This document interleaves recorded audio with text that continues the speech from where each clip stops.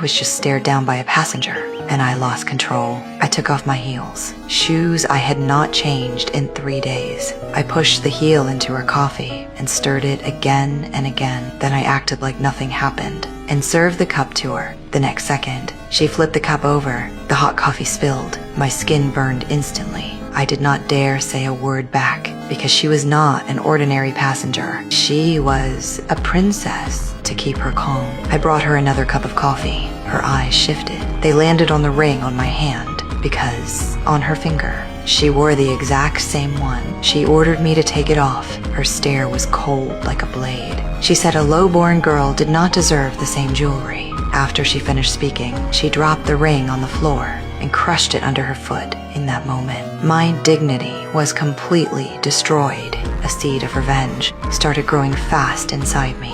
Lunch service came quickly. She ignored all the luxury dishes. She demanded my crew meal. When I heard that, I felt happy inside. My meal was lobster pasta, and she was severely allergic to seafood. It felt like fate. I stayed calm, picked out every piece of lobster, but left the sauce soaked with flavor. Then, with full respect, I placed the tray in front of her. She had no guard up. She ate freely. Not long after, she covered her mouth and started coughing hard. She rushed into the restroom in panic. I did not even have time to feel relieved. I noticed photos left on her seat. Every single one was a secret shot of me with the prince. Then I understood everything. Why she targeted me. She had known all along about me and the prince. The princess came back from the restroom. Her eyes were bloodshot, locked onto me. That look felt like she wanted to tear me apart. I endured until the plane landed and finally watched her leave.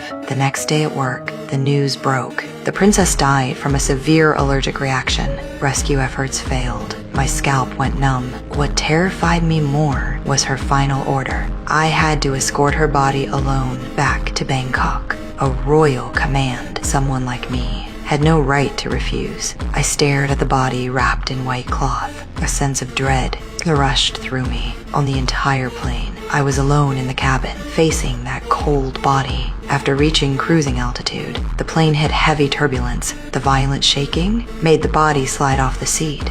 I almost lost my breath. I called the cockpit in panic. They were busy handling the turbulence. They could not respond. I could not offend the royal family, so I forced myself to walk toward the body. Holding back fear, I dragged it back into place. To prevent another accident, I tied it tight and secured it to the seat. I sat in the last row of the cabin, trying to sleep through the hours. The moment I closed my eyes, a strange sound reached my ears. It sounded just like her cold laugh. I jolted awake. I clenched my jaw and moved closer step by step. The body bag lay at the restroom door, empty inside. The silent restroom broke me completely. I cried into the mirror. If I had known this would happen, I would never have been with the prince. Before I could calm down, the plane shook violently again. The cabin went dark. When the emergency lights came on, her coughing sounded again, right beside my ear. I could feel it clearly. Behind me was getting closer. I smashed the door in panic. At the very last moment, it finally opened. Footsteps closed in fast. I grabbed an axe and held it tight.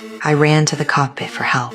The captain saw me covered in blood with an axe in my hand. He thought I had lost my mind. Before I could explain, they brought ropes and tied me to a cabin seat. What crushed me most was the seat they chose. It faced her body directly. I completely broke down. I kept apologizing to her over and over again. The ropes tightened. No matter how hard I struggled, I could not get free. The next moment, the white cloth slowly slipped down. Those red eyes locked onto mine. She moved closer.